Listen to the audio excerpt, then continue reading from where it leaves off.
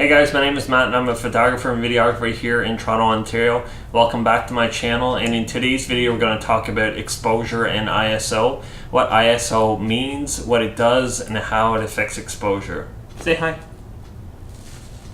We have a special guest today, so Charlie is also here. He's going to help us explain ISO and exposure. He's pretty cute. Lots of dog hair though.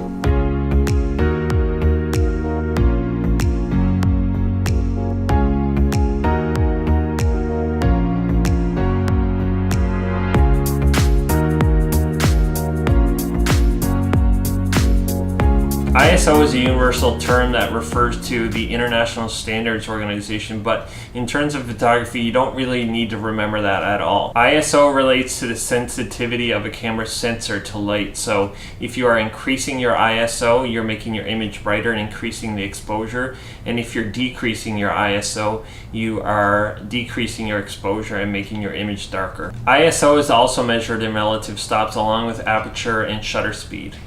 Doubling your ISO from, say, ISO 100 to ISO 200 would double the amount of light coming into your camera and increase the exposure by one stop. Or if you go down in ISO, say from ISO 200 to 100, you're essentially halving the amount of light that's coming into your camera sensor and making the image darker.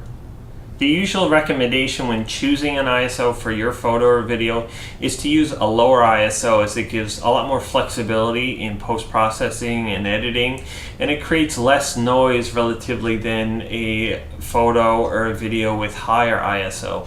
If you're taking a photo, you may not notice the amount of noise on the back of your camera when you're looking at it, but however, when you bring it into your computer or tablet or whatever for editing, you'll really notice the amount of noise at higher ISOs versus lower ISOs. You'll really notice the amount of flexibility you have when you edit a lower ISO photo versus a higher ISO photo.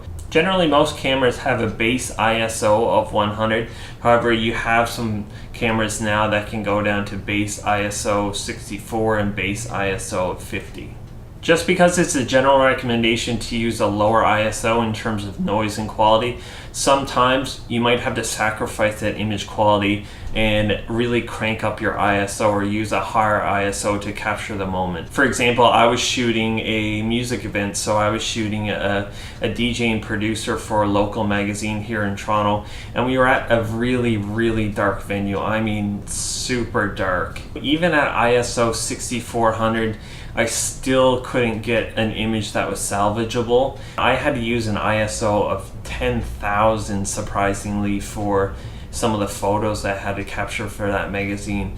It was so dark, but I really had to capture something that provided, an overall room shot, so I really needed to use that higher ISO, and unfortunately I did have to sacrifice image quality, but sometimes that's what you need to do to capture an image. So what I'm going to do right now is I'm going to take 3 photos like I did in the last video to show you the comparison of what ISO does to exposure. So for the 3 photos, I'm going to keep my shutter speed at 1/125. My aperture is going to be at 1.8, so they'll keep constant for those 3 photos. And I'll just change my ISO and I'll show you what it does to the image. So for the first photo, my ISO will be at 100.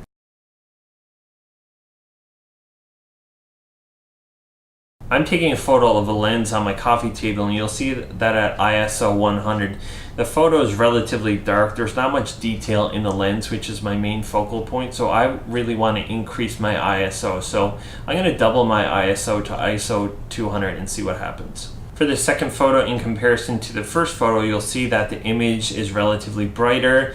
It is a little bit side lit.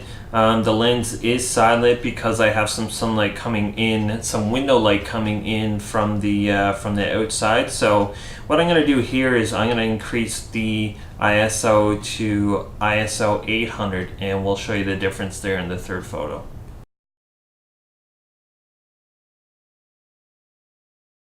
So you'll see with ISO 800, it's a much brighter photo overall. I went from ISO 100 to 200 to 800, so you'll see a dramatic difference in the overall brightness of an image.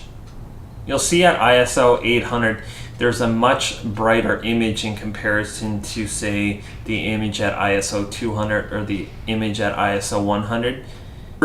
In the first photo, you'll see that there's very little detail in the background in terms of you can't see my guitars at all. However, at ISO 800, you can really see the red guitar and you can see the blonde kind of wood guitar as well. That's it for this topic on exposure and ISO. If you have any questions or comments, please leave them in the comment section below.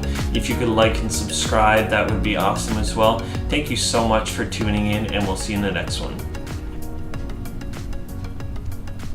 Say bye, Charlie.